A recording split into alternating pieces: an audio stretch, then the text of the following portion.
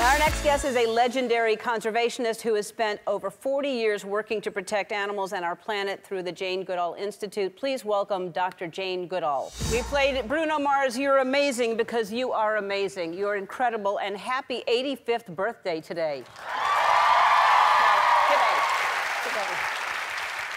85, and you have been doing this for a long time. And I've loved animals since I was a little kid, but you loved animals and then really immediately started working with them right away, right? Well, it was not that easy, but I loved them when I was born. I studied worms, I studied chickens, I studied all kinds of things. I met Dr. Dolittle book when I was 8, Tarzan when I was 10. Of course, I fell in love with Tarzan. Sure. And what did he do? He married the wrong Jane. Yeah. Right?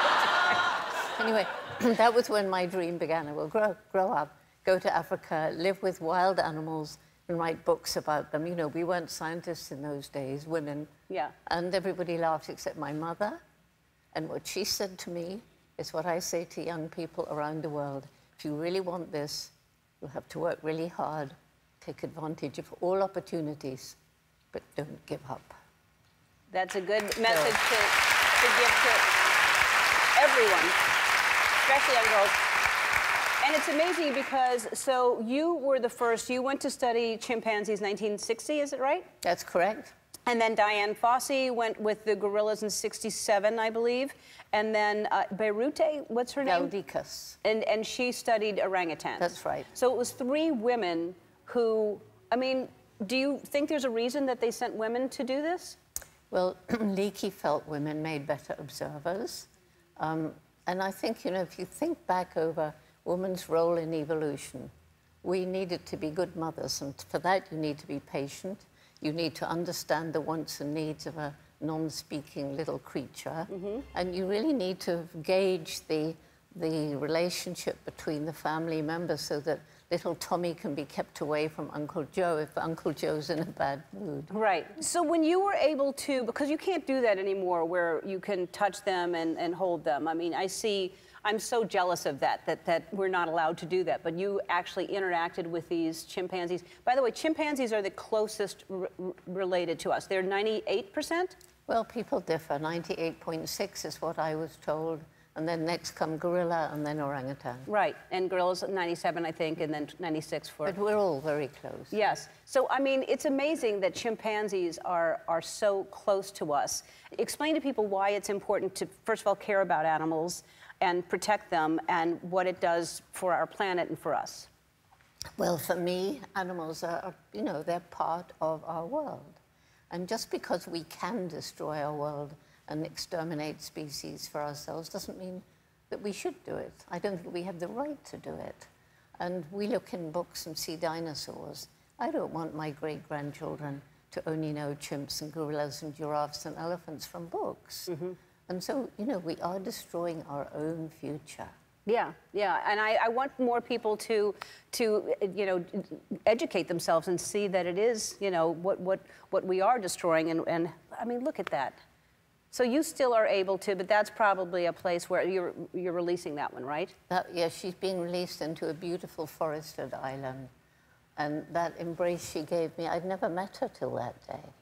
It's just that she knew somehow. Yeah, well, of course. I mean, they're so intelligent. Look at, just because she's thanking you, saying, I'm going back into the... Yeah, I mean, that guy there who's been looking after her, you know, he said, how does she know this lady is responsible for all this? Well, of course, the chimp didn't know that, but yeah. I think there is a connection. Yeah.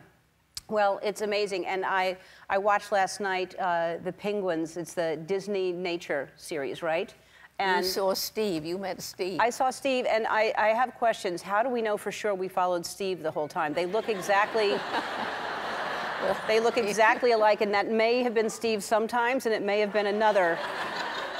Possibly. I wasn't on that shoot. Yeah. But they were there 4 whole years. And you see the conditions. I think it's incredible, the footage that they got. If you get a chance... You must see it. You must see it, and show your children to see how incredible they are. And that's the little baby and what they do and how the fathers take care of the babies and the eggs as much as the mother does. And it's incredible. So hopefully you'll, because really they worked on it, like you said, 4 years. 4 years. It starts on the 17th, and the first week, all the money goes to support penguin research through the Wildlife Conservation Network, and that's pretty amazing. That is pretty amazing. It's a fantastic series. I hope you watch it. Our next guests are a married couple who have devoted their lives to protecting animals. Their latest documentary is called Soul of the Elephant, and I loved it. It is amazing. Please welcome Dereck and Beverly Joubert. Let me just start by saying you two are heroes to me. People always ask me when I'm interviewed who I admire and who are my heroes, and it's people like you who devote their lives to doing something that is trying to protect endangered animals. So thank you for what you do. Thank you so much. Thank you. So I'm watching this documentary, and you have to see this documentary. It's fascinating, especially since I've been on safari. I'm even more fascinated by it. You live in Botswana.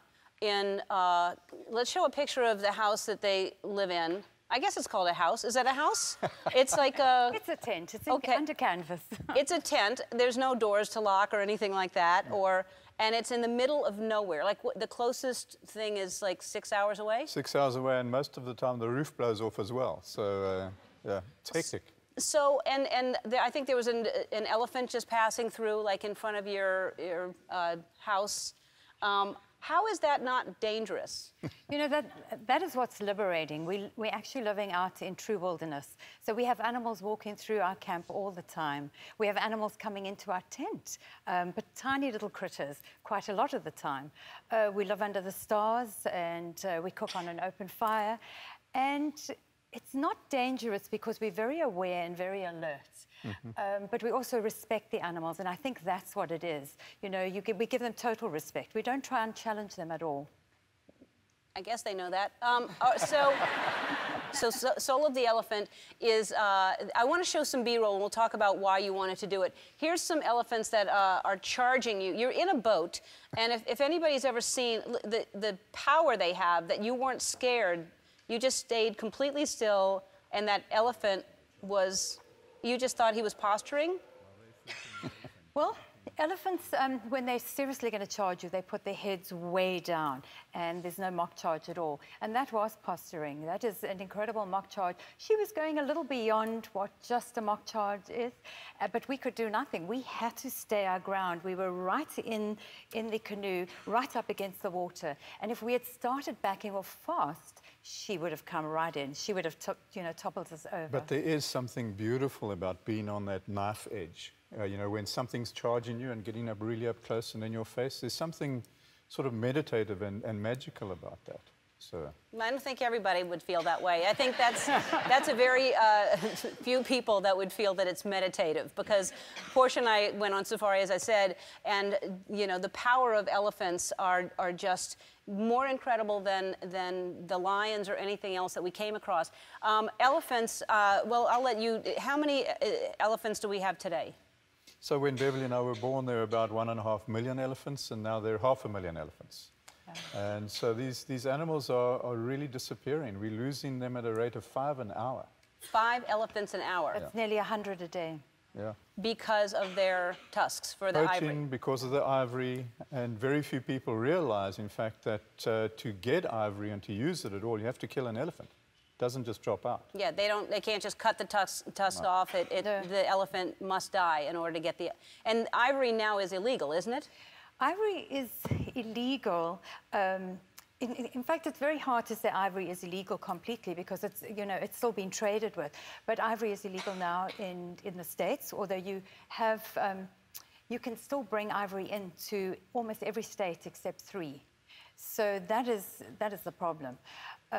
We would love ivory to be not used at all and only left on elephants. 84% of the Asians believe that ivory just drops off, and so they don't realize it's blood ivory. Yeah. So the soul of the elephant, you call it that because? Well, because I think that we wanted to state the numbers, these falling numbers, but we also wanted to point out to people what we would be losing. So it's not just numbers and graphs going down. We wanted to get into the very soul of the elephant. And quite often we've been asked if elephants do have souls. And I usually counter and say, if we do, then why shouldn't elephants? Yeah. And if you watch this documentary, if you've seen anything on elephants at all, they are incredible creatures, and they have, you know, these emotions when they come across other elephants, other bones of elephants. There's like a funeral procession. It truly is. It's almost like a ritual, and it's an investigation at the same time. But it's remarkable. I think we've had great experiences with this, and one was that we collected ivory off a carcass that we found, and we put it in the back of the vehicle, but we couldn't make it back to the nearest ranger station. So we had to sleep out in the middle of the bush, and at about midnight, all of a sudden our vehicle was rocking from side to side, and we woke up and we realized that it was an elephant bull, and he was rocking us. So Dereck clapped his hands, and off the bull went. But about an hour later, the bull was back again and just rocking the car, and that's when we realized they could smell that ivory. We threw it out, and he just picked it up, and they fondled it. There were two of them by that stage, and they fondled it, and in the morning when we woke up, they'd taken the ivory away. Wow. You see how meditative it is? Yeah, no, that really is special. That really is amazing. Well, before we go into how we can all help and make a difference, the big story recently was Cecil, the magnificent lion who was shot by a big game hunter. These people pay a lot of money, and they go and they shoot these magnificent animals, and Cecil was a very loved lion, and it was inside the animal park, which should have been safe, and they lured it out and shot this and killed this lion. What are your thoughts about that? Well, it's on one hand disgusting, and on the other hand, we were quite pleased in many ways, because the world got in behind this, and the world is basically saying enough's enough now. These lions have been shot at a rate of 600 a year, male lions, and we just don't have that many lions left. And when they shoot the male lion, it affects the entire pack, right? Exactly. Exactly. It's alarming. And we really only have about 3,000 male lions, you know, left in Africa. And we just can't keep shooting them at this rate. And so we have to do something. I'm really glad that the world rallied around that cause. It's sad that a lion had to die because of it. You know, to get there. Yeah, it's horrible. I mean, I've never understood hunting at all, because it's a beautiful, innocent animal, and it's in its own environment, and it's doing nothing, and it's just living, and someone thinks, I don't understand it.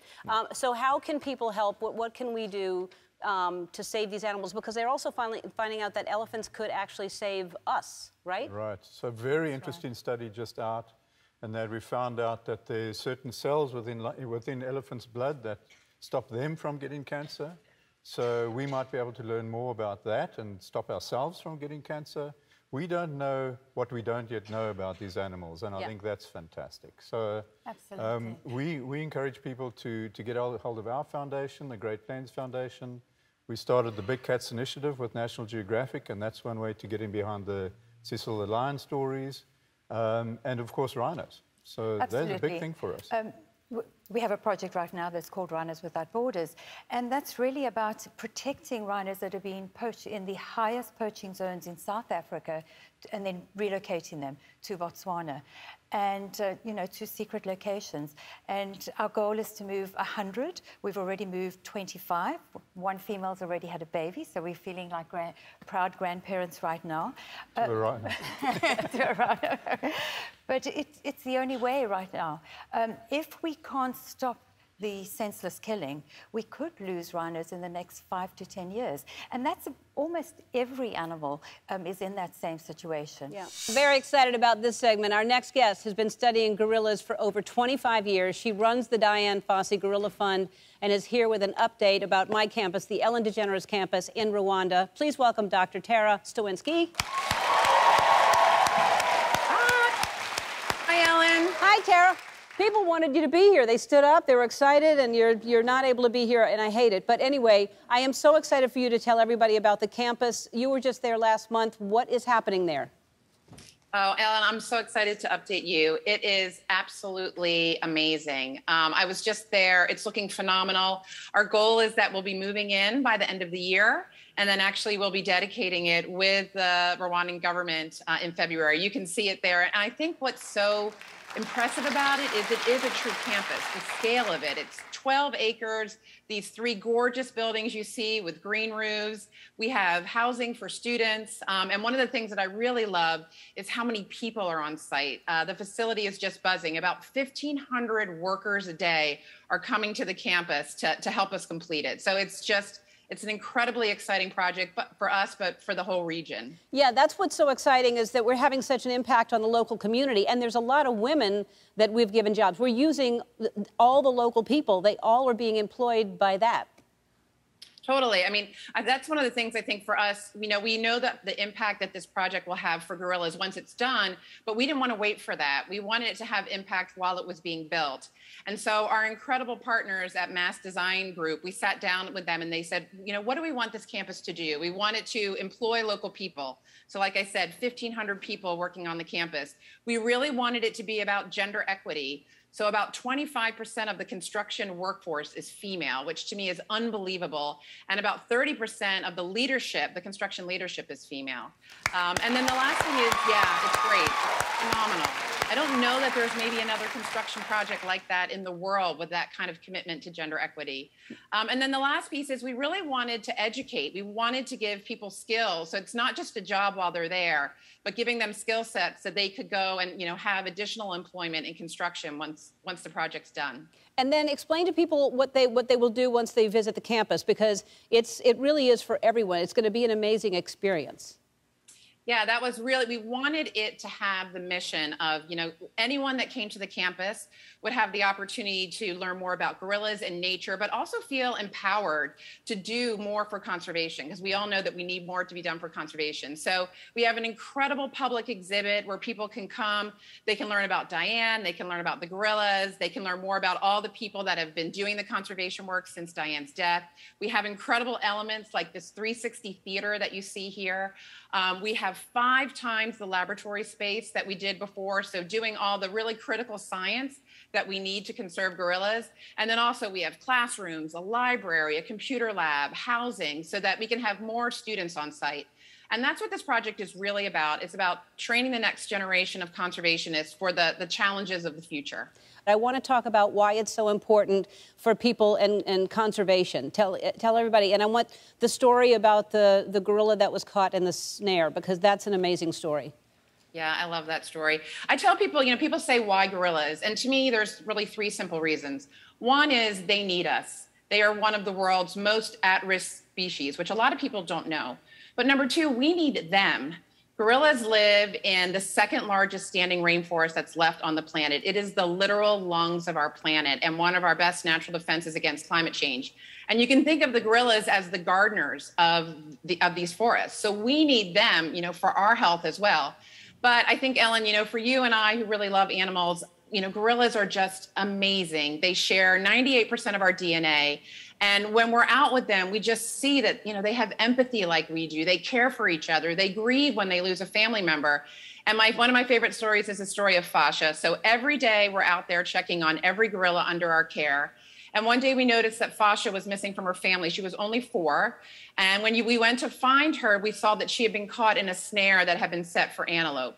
So we called in our colleagues, the gorilla doctors. They were able to remove the snare, but her foot was pretty badly damaged. And this series of photos is from a few weeks later. It was still healing, and her family came to this river, and she was really nervous about crossing it. And you can see her sister on the other side of the river encouraging her, holding out her hand. And then when Fasha made it across, she just embraced her in this enormous hug. And when you scan back, you see that her whole family was waiting there for her. Yeah, the whole family was waiting for her to cross. I mean, waiting for her to cross. And this is what we see every single day. I mean, these guys are just amazing. As you know, you've seen them. It's life-changing. I mean, I've always wanted to do it, and it's, obviously the reason that I started, helping build this campus. So tell everybody about the new babies. Yeah, lots of new babies. This year, the Rwandan government named 24 new babies. They're absolutely adorable. Gorilla babies are the cutest thing on the planet, and each of their names has a unique meaning. So we have Kura, whose name means rise. We have Kuboha, whose name means long-lived because his mom is one of the oldest females to give birth in the group. And just last month, we had 2 baby gorillas born on the same day, which in 54 years of being there, that's only happened 5 times, so incredibly rare. And one of my favorite things is if I can wake up in the morning and see there's a baby gorilla and let you know, because I just want to spread that good news to you that thanks to this concerted effort, the population is increasing in size. That's so exciting.